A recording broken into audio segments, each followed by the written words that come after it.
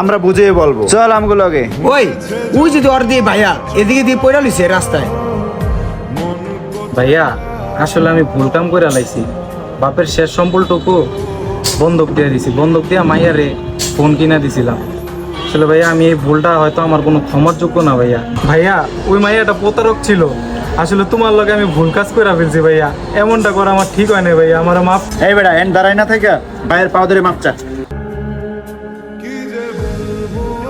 ভাইয়া ভাইয়া ভাইয়া কথা বলো না কেন ভাইয়া, কি হয়েছে ভাইয়া?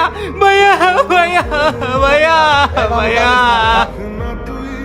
সৎ পথে করিও ভ্রমণ, যদিও হয় দেরি।